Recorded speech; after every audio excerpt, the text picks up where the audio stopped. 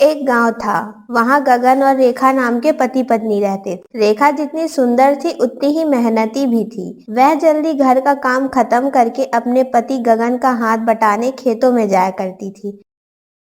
एक दिन की बात है, रेखा और गगन अपने खेत में काम कर रहे थे। तभी गगन रेखा से बोलता है, अरे भगवान, देखो तो हमारे खेतों में इतनी हरी भरी भिंडी हुई है और यह सब तुम्हारी मेहनत और काम से हो पाया है। अरे सच में इस बार की भिंडी तो बहुत ही अच्छी हुई है। गगन और रेखा के खेतों के सामने केशव का भी खेत था।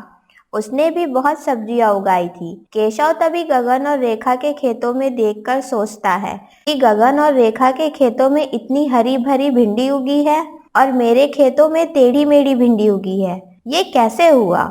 तभी अब मेरा क्या होगा? सारे गांव वाले तो उसी की भिंडी खरीदेंगे। फिर केशव अपनी भिंडी लेकर बेचने जाता है। तभी देखता है कि गगन की भिंडी तो पूरी बिक चुकी है और गगन की भिंडी तो ज्यादा बिक्री होने के कारण केशव की भिंडी को कोई नहीं पूछ रहा है। एक दिन केशव गुस्सा होकर गगन के खेतों में जाता है और गगन के खेतों में रेखा काम कर रही होती है।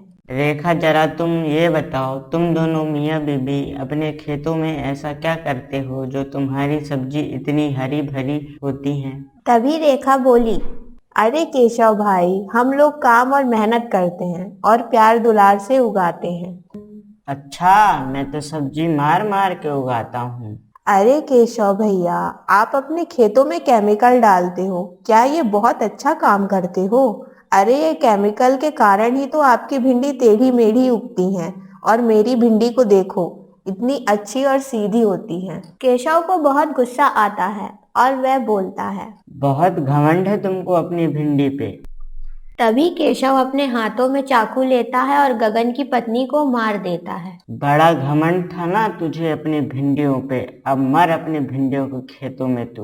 और केशव वहां से चला जाता है और मन में यह सोचता है कि चलो अब कहीं ना कहीं मेरी भिंडी तो अच्छी बिकेगी। चाकू के वार से रेखा मर जाती है और केशव वहां से चला जाता है। तभी गगन वहां आता है और अपनी पत्नी को मरे हुए देख के बहुत रोने लगता है। रेखा रेखा को मरे कुछ दिन हो जाते हैं, पर रेखा की याद में गगन रोता रहता है। वहीं रेखा मरने के बाद चुड़ैल बन गई थी और गगन को रोते देख रेखा को बहुत बुरा लगता है। दूसरी ओर केशव का धंधा चल पड़ा था। एक रात गगन अपने खेतों में बैठकर रेखा को बहुत याद कर रहा होता है। तभी रेखा चुड़ैल के रूप में बाहर आती है